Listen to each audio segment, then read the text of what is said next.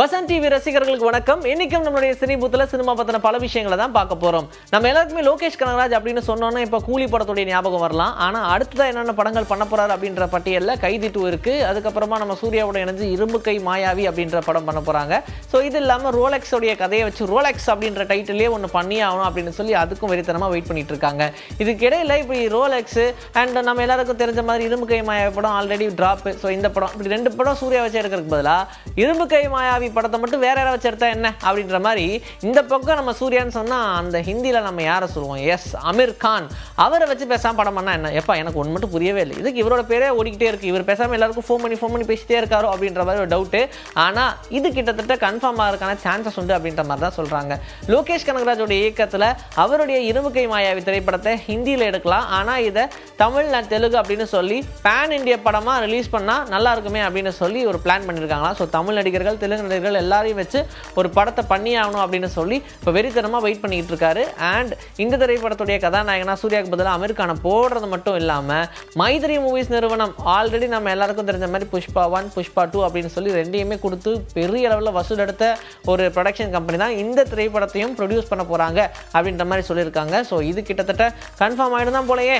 நமக்கு ரொம்ப ஆசையாக இருக்குல்ல, பண்ணிவிடுங்க சீக்கிரம். விஷாலுடைய நடிப்பில் இப்போ மதகஜராஜா படம் சுந்தர்சியோடைய இயக்கத்தில் ஆல்ரெடி ஆம்பல ஆக்ஷன் அப்படின்னு சொல்லி ஹிட் படங்கள்லாம் கொடுத்து அதுக்கப்புறமா இந்த ஒரு திரைப்படம். ஆனால் இப்போ விஷாலோடைய எய்ம் ஃபுல்லாகவே என்ன பண்ணலான்னு இருக்குன்னா, இப்போ நம்ம மார்க் ஆண்டனி படத்தை ஹிட்டாக கொடுத்துட்டோம். அதுக்கு முன்னாடி நிறைய சர்க்கிள் இருந்துச்சு. ஆனால் இதுக்கப்புறம் நமக்கு ஒரே ஏர்முகம் தான் அப்படின்னு சொல்லி இனி அடுத்தடுத்த படங்கள் எல்லாத்துலேயுமே ரொம்ப ஃபோக்கஸ்டாக இருக்காங்க. அப்படி தான் துப்பறிவாளன் 2 படத்தை இவரே இயக்க போகிறாரு அப்படின்ற மாதிரிலாம் சொல்லிக்கிட்டு இருந்தாங்க. ஸோ இவரோட இயக்கத்தில் இவர் நடிக்க போகிறாரு அப்படின்ற மாதிரி ஒரு பக்கம் சொல்லிக்கிட்டு இருக்கும்போது சரி அடுத்தது என்னதான் பிளான் அப்படின்னு பார்த்தா இதுக்கு முன்னாடி பிரேக்கப் போட்டு கௌதம் வாசுதேவ் மேனனுடைய இயக்கத்தில் ஒரு படம் பண்ணுறதுக்கான சான்சஸ் இருக்குது அப்படின்ற மாதிரி சொல்கிறாங்க. ஆனால் கௌதம் வாசுதேவ் மேனனும் அந்த பக்கம் அதாவது மலையாளத்தில் மம்முட்டி காளிதாஸ் ஜெயராம வச்சு டாமினிக் அந்த லேடிஸ் பர்ஸ் அப்படின்ற படத்தை இயக்கிட்டு இருக்காரு. இது முடிச்சதுக்கு அப்புறமா அவர் விஷால் வச்சு ஒரு படம் பண்ண போறாரு அப்படின்ற மாதிரி சொல்லியிருக்காங்க. எல்லாரும் அப்படியே பூரிப்பில் இருக்காங்க. விஷால்னதும் இந்த லவ் எல்லாம் கொண்டு போய் சேர்ப்பாங்களா, இல்லை இது வந்து ஒரு ஃபுல் ஆக்ஷன் படமா இருக்குமா, இல்லை ஒரு இன்வெஸ்டிகேஷன் படமா இருக்குமா அப்படின்னு சொல்லி நிறைய கேள்விகள்லாம் வர அது நீங்க வெயிட் பண்ணி தாங்க பார்க்கணும் அப்படின்ற மாதிரி சொல்லிட்டாங்க. ஸோ பொறுத்திருந்து பார்க்கலாம் என்ன நடக்குதுன்னு. வேதாளம் படத்துல வில்லன் நடிச்சது மூலியமா கபீர் துகன் சிங் நம்ம தமிழ் சினிமா அறிமுகமானார். பட் இது மட்டுமா அப்படின்னு சொல்லி காஞ்சனா 3லயும் வில்லனா கலக்கினாரு. அண்ட் அப்புறம் அப்படியே தொடர்ச்சியாக நிறைய திரைப்படங்களும் நடிச்சிட்டு இருக்காரு. இப்போ தமிழ் மட்டும் இல்லாமல் மலையாளம் தெலுங்கு அப்படின்னா வில்லன்னா இவர் தான்ப்பா அப்படின்னு சொல்ற மாதிரி ரொம்ப முக்கியமான ரோல்ஸ் எல்லாம் பிளே பண்ணிட்டு இருக்கா. அப்படி தெலுங்கு கன்னடம் அதையும் விட்டு வைக்காம அதுல நடிச்சது மட்டும் இல்லாம மலையாளத்துல மம்முட்டியுடைய டர்போ அப்படின்ற படத்துலையும் நடிச்சு மலையாளத்துலயும் நாங்கெல்லாம் கிங் அப்படின்ற மாதிரி பேன் இந்தியாவில் இருக்கிற எல்லா லாங்குவேஜஸ்லையும் வில்லனா நடிச்சு கலக்கிக்கிட்டு இருக்காரு. இப்போ மறுபடியும் அடுத்ததா ஒரு மலையாள படத்துல இவர் கமிட் ஆயிருக்கு. அப்படி சுரேஷ் கோபியோடைய நடிப்புல இப்போ ஒத்த கொம்பன் அப்படின்ற படம் உருவாகிட்டு இருக்கு.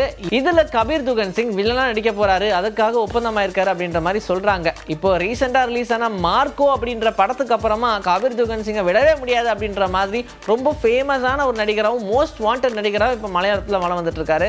ஸோ இந்த படத்துல இவர் கமிட்டா இருக்கிற விஷயம் தெரிஞ்சதுமே ரசிகர்கள் குதூகலத்தில் இருக்காங்க. மஞ்சுமேல் பாய்ஸ்ல சௌபின் சாயருடைய நடிப்பை எல்லாருக்கும் ரொம்ப பிடிச்சது அப்படின்னு சொல்லலாம். குட்டண்ணா அப்படின்னு சொல்லி ரொம்ப செல்லமா கூப்பிடக்கூடிய கதாபாத்திரம் பண்ணார். அது இல்லாம 7 வருஷத்துக்கு முன்னாடி துல்கர் சல்மானை வச்சு பரவா அப்படின்னு சொல்லி ஒரு படத்தையும் எடுத்திருந்தார். அதன் மூலியமா தான் இவர் இயக்குனராக அறிமுகமானார். இப்போ கூலி படத்தில் நடிச்சிட்டு இருக்காரு. ஏன்னா அந்த மஞ்சுமேல் பாய்ஸ்க்கு அப்புறமா அவர் கிடைச்ச பட வாய்ப்புகளை ஏகபோக அப்படின்னு சொல்லலாம். ஒரு நகைச்சுவை கதாபாத்திரம் இல்லை ஒரு நல்ல குணச்சித்திர வேடம் இப்படி நடிச்சிட்டு இருந்தவர் கதாநாயகனா நடிக்க ஆரம்பிச்சு இப்போ அந்த மஞ்சுமேல் பாய்ஸ்க்கு அப்புறமா கூலி படத்தில் அவருக்கு வாய்ப்பு கிடைச்சி இப்போ அதுலேயும் நடிச்சுக்கிட்டு இருக்காரு. இது இல்லாம மறுபடியும் இயக்கத்துக்கே வரப்போறேன் அப்படின்ற மாதிரி சொல்லியிருக்காரு.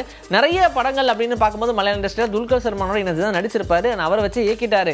அடுத்ததா இவர் ஒரு படம் இயக்க போறாரு. அந்த படத்தில் மறுபடியும் துல்கர் சல்மானே தான் டிக்யூவே தான் வரப்போறாங்க அப்படின்ற மாதிரி சொல்றாங்க.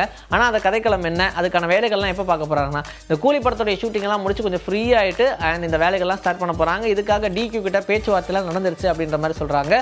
ஸோ மறுபடியும் உங்களுடைய காம்போல ஒரு நல்ல படம் வரதுக்கு காத்திருக்கு. இன்னைக்கு நம்மளுடைய சினி பூத்லயும் சினிமா பத்தின பல விஷயங்களை பார்த்தாச்சுங்க. இதே மாதிரி அடுத்த எபிசோட்ல நிறைய சினிமா கண்டென்ட்ஸோட உங்களை நான் வந்து சந்திக்கிறேன். This is bye from Vijay Sri. Take care.